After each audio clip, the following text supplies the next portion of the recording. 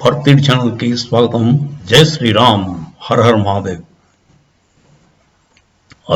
Arvind కేజ్రీవాల్ని election టైంలో arrest చేశారు. ఎందుకు చేశారు? మామూలుగా మనం ఏమనుకున్నాం, ఎలక్షన్స్ అయ్యాక మొత్తం అదే June 7th ఎప్పుడు ఉంది కదా, మొత్తం డిక్లేర్ అయిపోయిన తర్వాత, కౌంటింగ్ అయిపోయి ఎవరు విన్నరో డిక్లేర్ అయిన తర్వాత అరెస్ట్ చేస్తారు అనుకున్నాం. కానీ అర్జెంటుగా ఎందుకు చేయాల్సి వచ్చింది అని చూస్తే, ఈ అరవింద్ కేజ్రీవాల్ని మన జార్జ్ సోరోస్, తర్వాత ఫోర్డ్ ఫౌండేషన్, CIA, ఇది CIA ఏజెంట్ అని అందరూ అంటారు. CIA అంటే అమెరికన్ ఇంటెలిజెన్స్ ఏజెన్సీ. వాళ్ళందరూ కలిసి వీడు అరవింద్ కేజ్రీవాల్ని ఎంచుకున్నారంట. ఎందుకంటే రాహుల్ గాంధీ పరమ మూర్ఖుడిని వాళ్ళకి అర్థమైపోయింది. వాడు చెప్తే ఇంకోటి చేస్తాడు, వీడు చేయలేడు. సో అరవింద్ కేజ్రీవాల్ అయితే వీడు చెప్పినట్టు చేయగలడు, మంచి తెలివినవాడు, మంచి మేధావి అని వాళ్ళు IIT కుర్రాడు, IITలో చదివాడు అని చెప్పి వాళ్ళు వీడిని ఐడెంటిఫై చేశారు. వీడిని చేసి వీడికి ఫండింగ్ బాగా ఇచ్చి, ఫోర్డ్ ఫౌండేషన్ అయితే అరవింద్ కేజ్రీవాల్ తాలూకు స్వచ్ఛంద సంస్థ ఒకటి ఉంటే దానికి డైరెక్ట్గా ఫండింగ్ ఇచ్చింది జనాలు పెట్టి. అలాగే జార్జ్ సోరోస్ గారిది ఏదేంటిది ఓపెన్ సొసైటీ ఉంది కదా, ఓపెన్ సొసైటీ ఫౌండేషన్, అది కూడా మన వాడికి ఈ ఫండింగ్ ఇవ్వడానికి రెడీ అయింది. వీళ్ళు ఏంటంటే ఇప్పుడు డెస్పరేట్ అయిపోయారండి. They become very restless and desperate. వాళ్ళు ఏం చేతంటే వాళ్ళకి అర్థమైపోయింది మోదీని ఆపడం కష్టం, ఎలక్షన్ అయితే మోడీ గెలుస్తాడు. సో ఎలక్షన్ అవ్వకుండా చేయాలంటే ఒక ఫేజ్ ఎలక్షన్ అవ్వగానే, లేదా ముందే రచ్చ చేయాలి, దేశం అంతా అల్లకల్లోనం చేయాలి. అది వాళ్ళ గేమ్ ప్లాన్. దానికోసమని వీడికి డబ్బులు అది పంపిస్తారు. పాపం డబ్బులు ఇచ్చి అదే రైతు ఉద్యమం 2.0 ట్రై చేశారు, ఫార్మర్స్ ప్రొటెస్ట్ 2.0. అది సక్సెస్ఫుల్గా ఆపేయగలిగారు మన వాళ్ళు. బేసిక్గా ఫండింగ్ కట్ అయితే ఏది ముందుకెళ్ళదండి. ఫండింగ్ దగ్గరే ఉందంట. డబ్బులు ఉంటే అలజడి చేయొచ్చు, డబ్బులు లేకుండా ఎవడు పనిచేయడు. అలజడి చేసే వాళ్ళంతా కూడా నీతివంతులు, అదే సహజంగా దేశం బాగు చేద్దాం, దేశం పాడైపోతుందని భయపడి వచ్చిన వాళ్ళు కారు వాళ్ళందరూ కూడా దొంగలే. డబ్బులు ఇస్తే ఏదైనా చేస్తారు. ఆ టైప్ ఆఫ్ గుండాలను ఎంప్లాయ్ చేసుకుని రిజీమ్ చేంజ్ చేయాలి అని ట్రై చేస్తాం. ఆ రిజీమ్ చేంజ్ కోసమని ఏదైనా చేయడానికి రెడీ యూఎస్ వాడు. అంటే మోదీ గారు రాకూడదు, మోదీ గారిని మార్చి రాహుల్ గాంధీని కూర్చోబెట్టారు. దానికి ఏం చేయడానికైనా రెడీ. సో వాళ్ళు మనం అనుకున్నట్లు కాకుండా దానికి ఇంకో డైరెక్షన్ ఆలోచిస్తారు. సక్రమంగా కాకుండా అక్రమ మార్గంలో వెళ్ళడం ట్రై చేస్తారు. సక్రమంగా అలా గెలవలేరు, వాడు తెలిసిపోయింది. సో అక్రమ మార్గం అంటే ఎలక్షన్ ముందు రచ్చ చేయాలి, ప్రెసిడెంట్స్ రూల్స్ తీసుకురావడం, లేదంటే మేము చేదెత్తేసి మేము మోదీ గారు మేము చేయలేకపోతున్నాం అంటే అప్పుడు వాళ్ళకి కావాలన్నా కూర్చోబెట్టి మీరు తప్పుకుంటారా అంటారనమాట. అది ప్లాన్ అనుకుంటారు. కానీ సులువు కాదు ఇండియాలోది. ఇండియన్ ఆర్మీ, ఇండియన్ పోలీస్ అంతా కూడా కొంచెం కొంతలో కొంత దేశభక్తి కలిగిన వాళ్ళే అని నా ఉద్దేశం. కానీ ఈ డబ్బులు ఎంతైనా చేస్తాయండి పని. అంచేత మనం బేసిక్గా అందరూ అప్రమత్తంగా ఉండాల్సిన అవసరం ఉంది. మోదీ గారు మీకు తెలుసు కదా, ఎలక్షన్ కమిషనర్ రిజైన్ ఇచ్చారు లాస్ట్ మినిట్లో. ఎందుకంటే వాళ్ళు తేడా ఉంది, వాడిని కనిపెట్టారు. వాడికి డబ్బులు ముట్టాయో ఏదో అయింది పాపం, అరుణ్ గోయల్ అతను పాపం. దాంతో వాడిని ప్రెషరైజ్ చేసి ఉంటారు. బాబు నువ్వు దొరికిపోయావు, నువ్వు జైల్లోకి వెళ్తావా, రిజైన్ ఇస్తావా అని అడిగి ఉంటారు. సో పాపం వాడు జైల్లోకి వెళ్ళాలని చెప్పి రిజైన్ ఇచ్చాడు. అది నేను అనుకుంటాను. ఓకే, ఆ ఎలక్షన్ కమిషనర్ లాస్ట్ మినిట్లో మారడం అనేది ఆశ్చర్యకరం.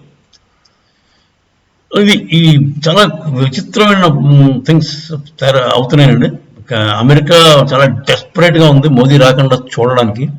సో ఏం చేస్తారు అన్నది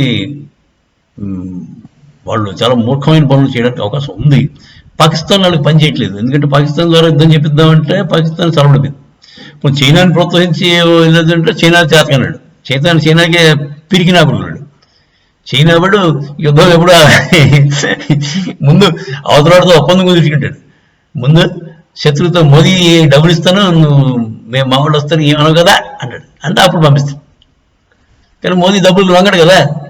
నెహ్రూ అయితే చెల్లింది, నెహ్రూకి చౌన్లైకి అది కుదిరిపోయింది, అగ్రిమెంట్ అయిపోయింది.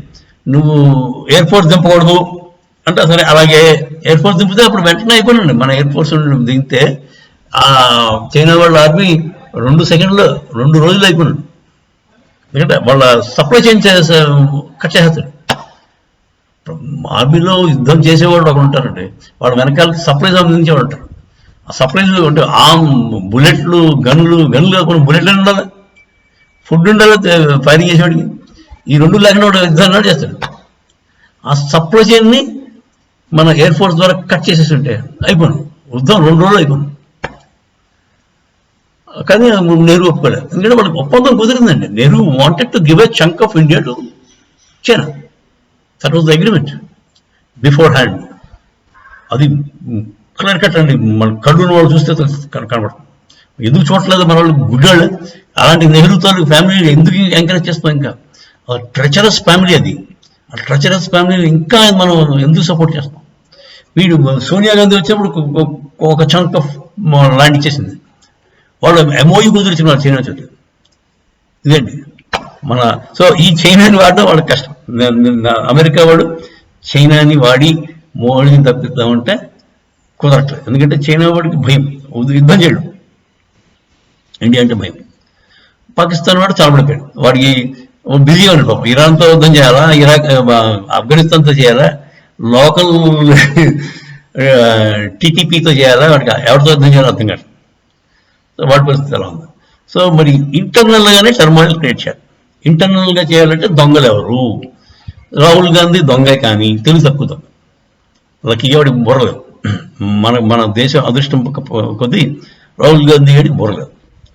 వాడిని నమ్మలేరు. ట్రై చేశారు, అక్కడికి కేంబ్రిడ్జ్ పిలిపించారు, మాట్లాడారు, చేస్తాం అంటారు. వాడికి అర్థమైందో లేదు ఏం చెప్పారు. వీడిని పట్టుకుంటే కుదరదని చెప్పి అరవింద్ కేజ్రీవాల్ని, వాడు ఎప్పటి నుంచో సిఐఏ తరఫు ఏజెంట్ వాడు. సో వాడిని ప్రత్యామ్నాయంగా ఆల్టర్నేటివ్ కింద తయారు చేద్దామని చూస్తున్నారు, గ్రూమ్ చేస్తున్నారు. సో వాడికి ఫండింగ్ దేనికంటే అలజడి సృష్టించాడు. వాడికి ఎలక్షన్లో ఎలా గెలవాడు మోదీ దగ్గర.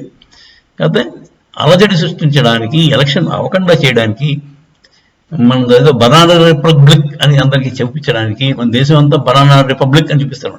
ఎలక్షన్లో కండక్ట్ చేయలేపారు, వీళ్ళు ఏం చేస్తారు అని ప్రపంచం మొత్తం అనిపించారు. దానికోసం సాయశక్తిలో ప్రయత్నిస్తున్నారు. అదే ఇన్ఫర్మేషన్ మన అజిత్ దోవల్ గారికి, వాళ్ళకి, అమిత్ షాకి వచ్చింటుంది. అందుకే ఎలక్షన్ టైంలో వాడు సింపతి వచ్చేసి ఓట్లు వచ్చేస్తాయి అని భయం కూడా లేకుండా అరవింద్ కేజ్రీవాల్ని లోపలేశారు. విచిత్రం ఏంటంటే అరవింద్ కేజ్రీవాల్ ఇంకెవరికి చీఫ్ మినిస్టర్ చెప్పను అన్నాడు. వాడు జైల్లో నుంచే మేనేజ్ చేస్తాను అన్నాడు. ఎంచేత వాడికి ఎవరి మీద నమ్మకం లేదు, వాడి పెళ్ళ మీద వాడికి నమ్మకం లేదు. సో మన వాడు లోపల నుంచే చీఫ్ మినిస్టర్ కింద సంతకాలు అది శైలు చెప్పించి పెట్టుకుంటుంటాడు జైల్లోనే.